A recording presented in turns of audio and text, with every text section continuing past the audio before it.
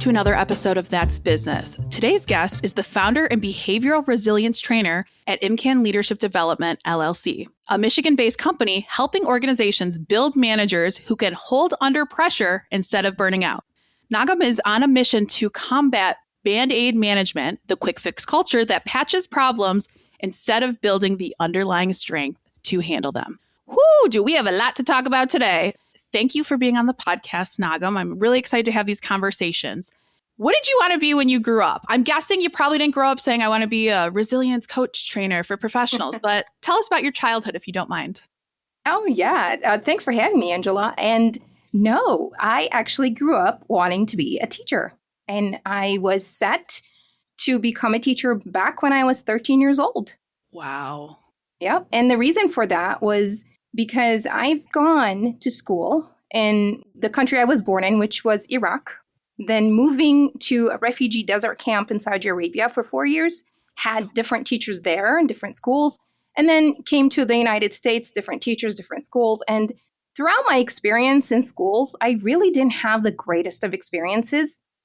And I wanted someone to inspire me as a student. And because I didn't find that, I thought to myself, I'm going to make my own door, my own opportunity, and I'm going to be the teacher that inspires students. And that's why I set my, goal to be a teacher. That's amazing. So did you teach in the U.S. and in Iraq? So I was a child. It was smaller, yes. I did teach some of my, like air friends and yes, imaginary friends. Yeah. Yeah. Yep.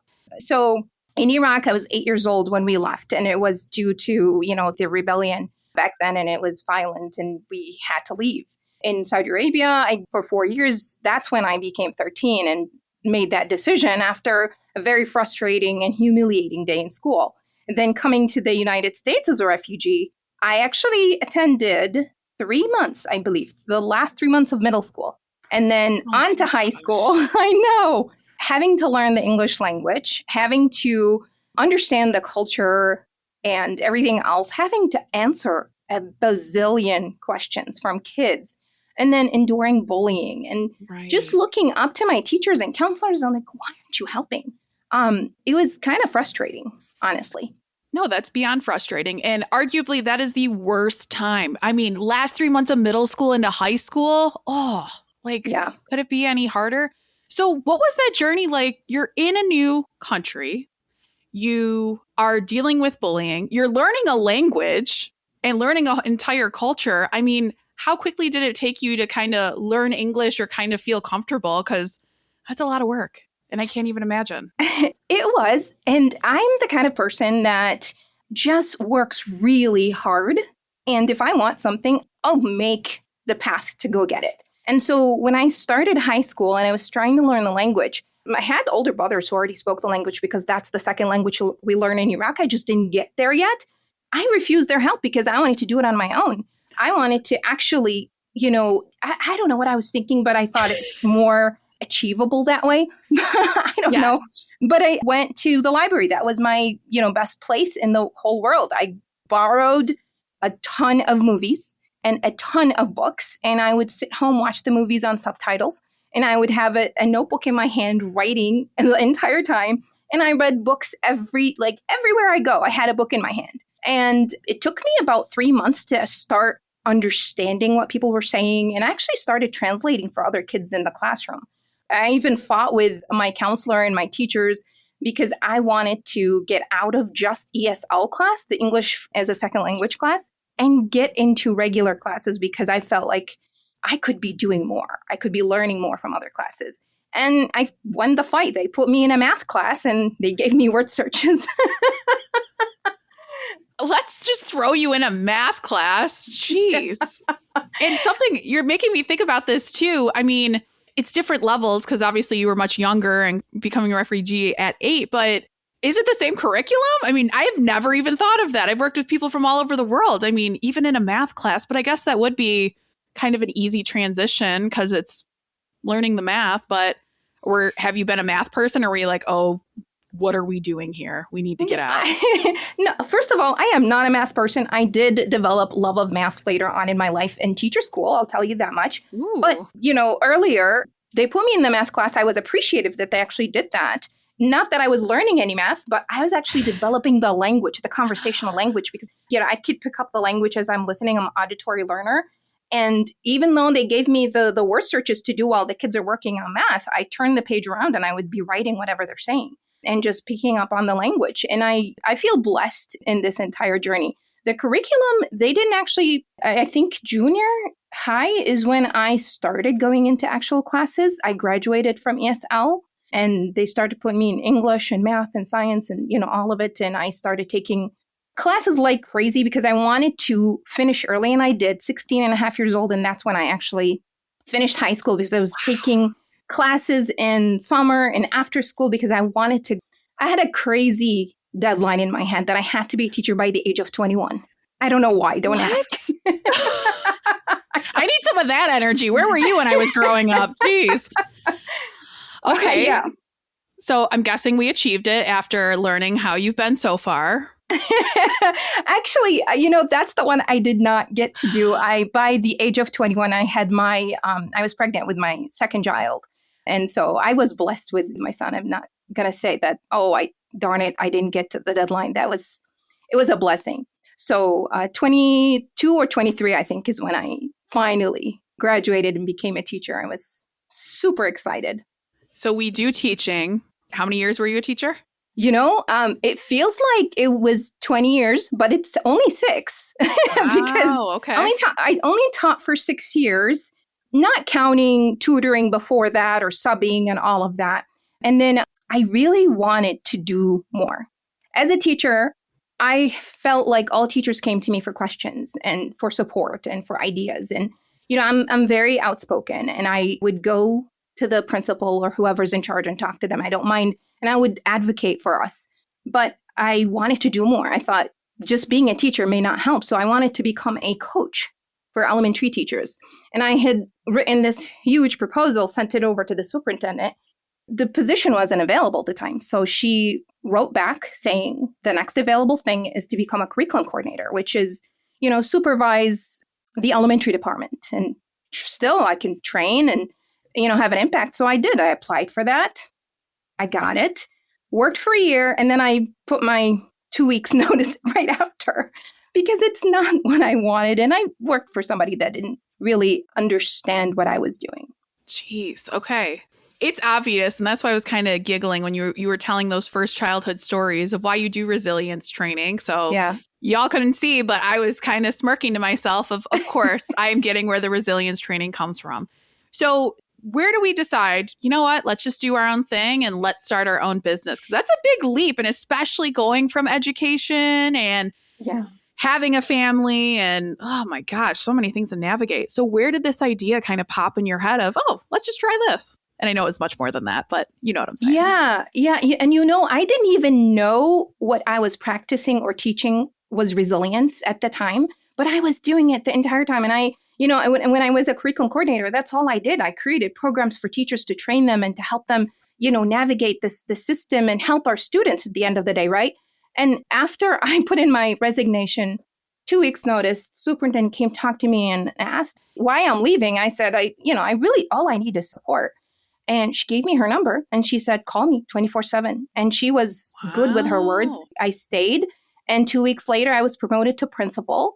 I was a school principal for 8 years and I was able to, and this is the time where I discovered, darn it, what I've been doing this entire time is teaching, training, learning resilience. I didn't know it at the time, but we were practicing restorative practices. We're doing book studies on different books to learn and become more positive school for our stakeholders, for our students. And of course, I really didn't want to become a principal. I just wanted to be a coach. And a principal's job is, it's all fire putting out every day, every second of the day, really. And so I told them that it's not what I wanted to be. And, I was promoted to director of mentoring and coaching after that. And that's where I was for 3 years after. But in my time as a principal is when I started researching and looking for, okay, there's got to be something out there because I'm like, my brain is churning and this is not it. There's got to be more I need to do. I found the Maxwell leadership program. I signed up. I started, learning Maxwell's method of leadership. This is where I got introduced to DISC as well, DISC personality behavior. And I got certified in that. I got certified in coaching, but I didn't really open up my business until August of 2023. And this is where I found okay, I'm trying to do my best within the bounds of this school, but there's only so much you could do when you've got to report to somebody else. There is. Yes. Right. And this is where I wanted to teach others, leadership and what it actually should look like and how the responsibility is much bigger than just a title. And that's really how the whole idea began. Well, and teaching leadership is so key, and especially for all the work. And I feel people, the old saying is what? People leave bad managers, not bad companies. And that's still evident today in 2026. So the fact of actually teaching what is leadership and what does that look like. And I've been so impressed already. So Nagham is a new friend, but you have on your website, you have these free tests or scores we can do. And I would love to talk through mine because I felt a little triggered on my resilience scorecard as a manager. So I was told my self-awareness score needs attention. And let me tell you where I felt, oh my gosh, this is crazy. So the thought is managers with low self-awareness often think, I just need more discipline. And the thought to that was, but discipline doesn't fix what you can't see. The way my jaw dropped to that floor, because I always say I need an accountability partner. So I know you looked at my assessment, but talk to me on what does that look like? Or if you want to assess me and what you're seeing based on that assessment in the Band-Aid Manager one I also completed. My jaw was to the floor. So I'm so excited to talk through it. Yeah, absolutely. And first of all, self-awareness is one of the pillars of resilience. So there are 5 pillars in resilience. The self-awareness, communication, decision integrity, adaptability, and burnout recovery. According to me, of course.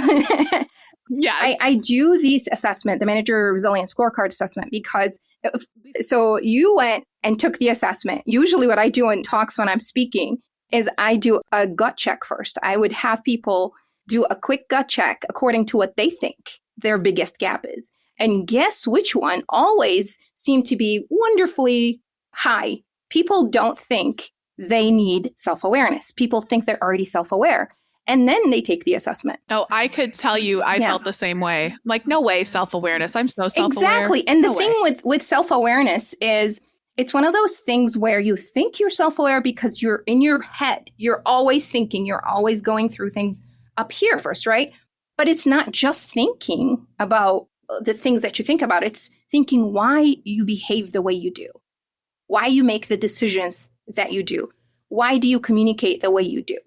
And we don't take a second to actually think through that. And if we do, we would discover so much more about ourselves. And this is why I recommend to people to actually take the DISC personality assessment, because it's such a great eye opener.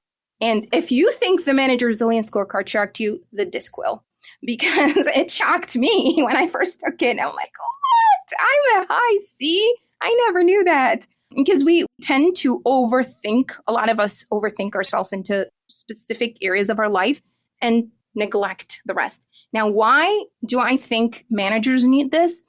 Most managers, and I could be wrong, but most of the managers that I have worked with, I have been in contact with, I have worked under, I have managed myself and trained, get promoted because they're really amazing at the job before that.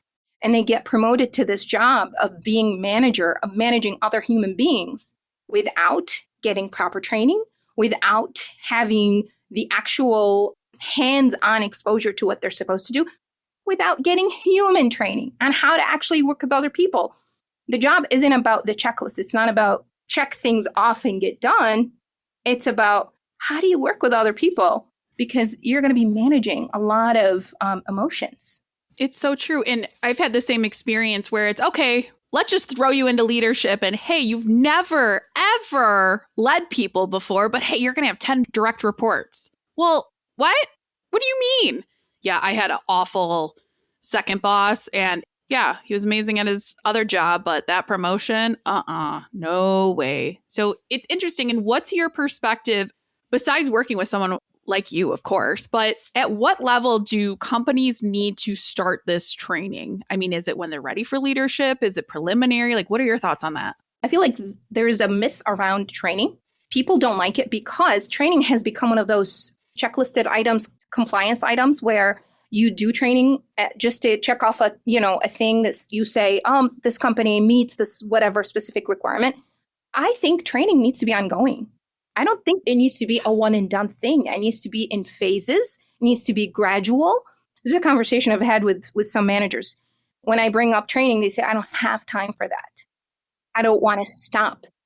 What are you stopping? Most of your problems is because you don't have the training or because your people don't have the right training. And training needs to be part of the day, not an additional item to it. So it really needs to be every quarter needs to have a type of training. And I'm not like every year you have your annual required computer-based blah, blah, blah. That's, it just does absolutely nothing. It does absolutely nothing. I think the most of the training that's missing is how to work with other human beings and still treat them as human beings, because most people quit, like you mentioned, they quit. Bad bosses, bad management, they quit because they want to keep their humanity. They're done being treated like they're, some robotic thing that can just do the job and go home. It's true. I remember, I've never been a school person. I loved my master's degree. I was not as high performing as you were, obviously, but I think that connotation almost starts when we're younger of like, oh, I don't want to go to school. School sucks, blah, blah, blah. But the amount of corporate training I've had that I wanted to throw my computer through the wall because it was so bad or so boring.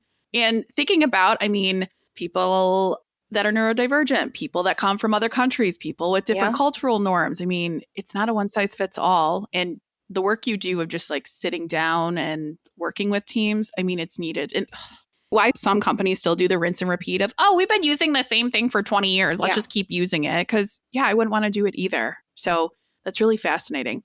Now, what are some of the biggest breakthroughs you see with clients you work with, or some of those like aha moments? Because I'm sure there's someone listening to this that's like, I don't need it. I'm all set. So I think one of the biggest things is I was working with this HR individual who's the most amazing individual on earth, because usually you meet someone from HR and you're like, I want to go the other way around. Unfortunately, they're a little tough. Yes. That's the other big problem, which, I don't want to get into, but she was proactively looking for ways to improve work with her managers, training them, which is amazing to me. Like, this is what it should be like, right?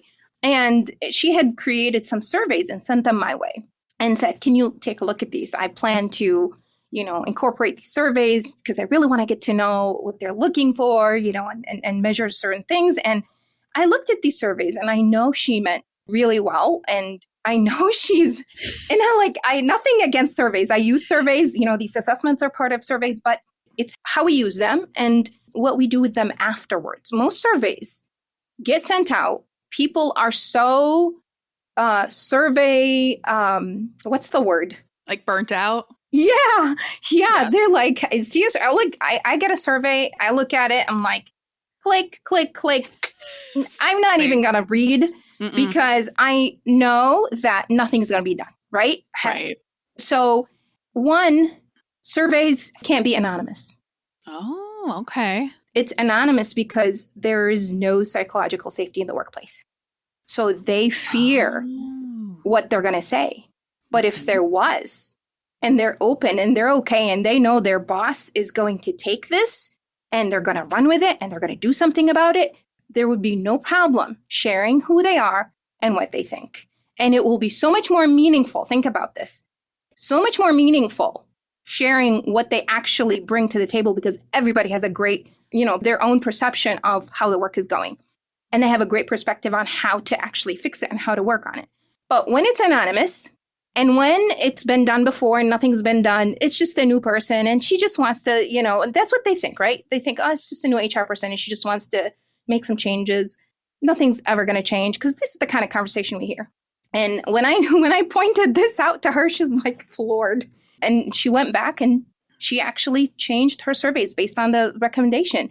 I didn't get the results back. I was hoping that I hear back and get the results, but surveys is, it's one of those things where like it's just an additional compliance item.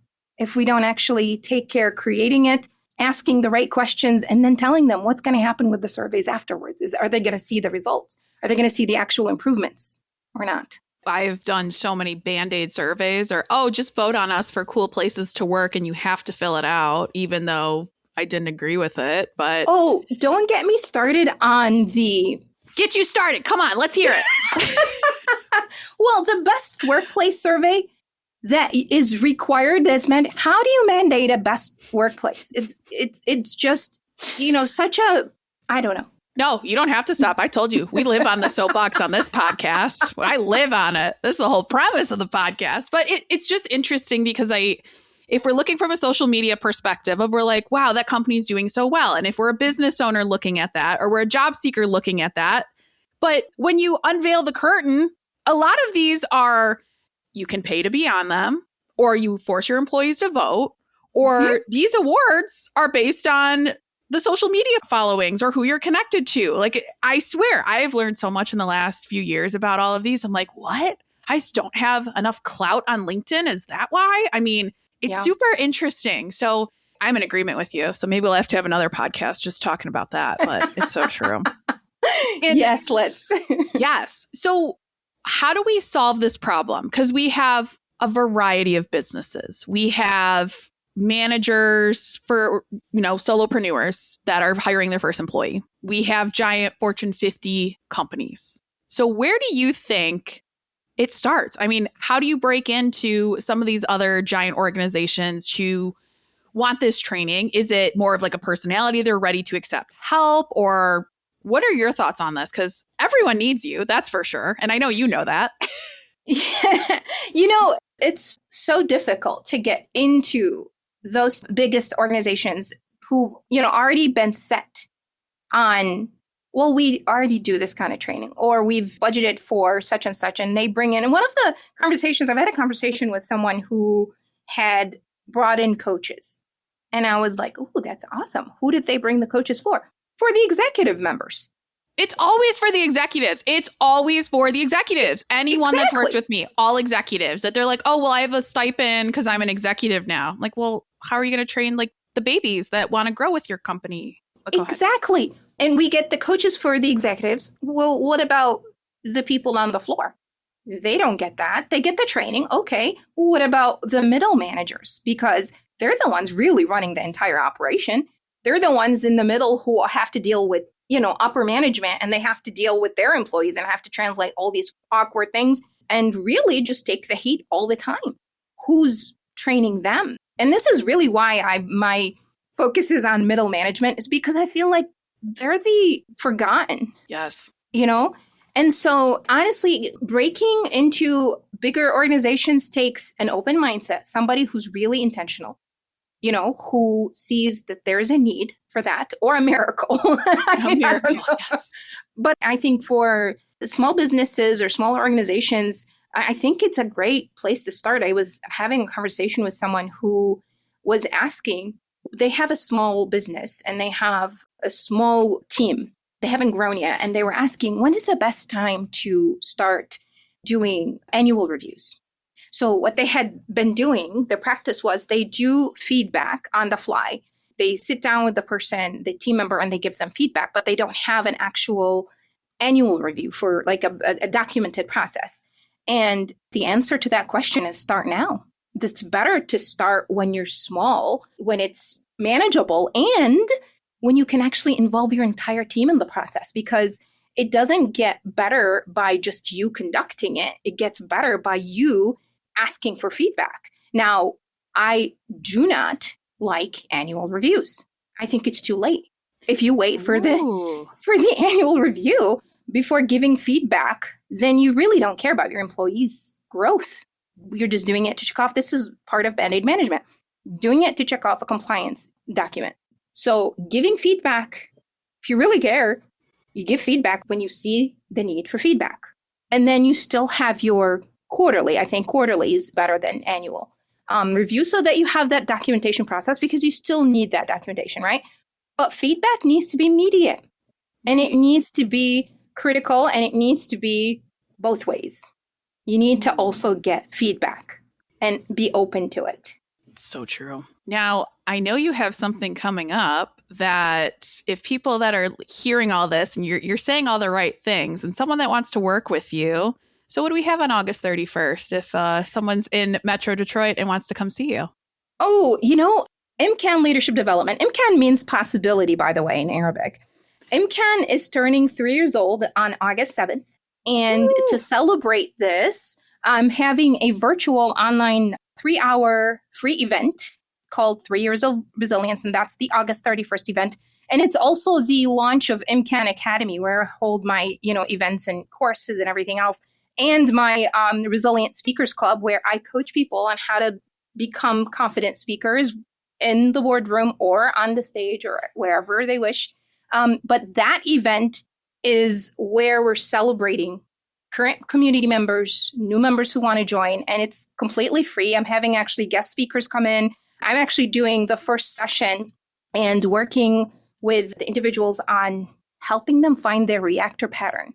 And it's how they actually react to most everything in life if they discover their personality, the strength in their personality. So that's one of the things we're going to be doing. This is so exciting. And if you're listening and want to sign up, head to the show notes. But as we wrap this up, what advice do you have for listeners? Your listeners are, is it just managers, professionals? We're all over the place. Walks of We're life? in 125 countries all over the world. Oh, amazing. I mean, all over the world. So some are C-suite, some are kids in college. Love it, love it, love it. Because it's the same advice for everybody. The reason why I teach and train and coach on resilience is because I believe resilience is the seed to everything. And it's not just you go to a training and you learn conflict resolution and communication. You have to learn it through the lens of resilience so that you keep your composure. You build your confidence through competence, not the, fake it till you make it type. And so that's why everything I talk about is resilience. If you follow me, you'll see that. But my advice is to start with self-awareness. Build your self-awareness. Get uncomfortable. It's okay to get uncomfortable. It's okay to learn more about yourself and start small with one little thing at a time. That self-discovery is amazing because it opens up a lot of doors and a lot of opportunities. And it's, to me, I love it because, okay, I discovered new things that I can do now. All right, what are we going to do with it? Yes. Oh, you got me on that of, it doesn't matter. The advice is for everyone. I'm like, you just did that. I see what you did there. Nagham, this has been incredible. I could talk to you for hours. I feel like we only just scratched the surface. So you're definitely going to have to come back in a year, do a 1 year later. But if you're listening to this and you want to attend the virtual event on August 31st, head to the show notes or follow Nagham on socials. And tune in again next week for another episode of That's Business.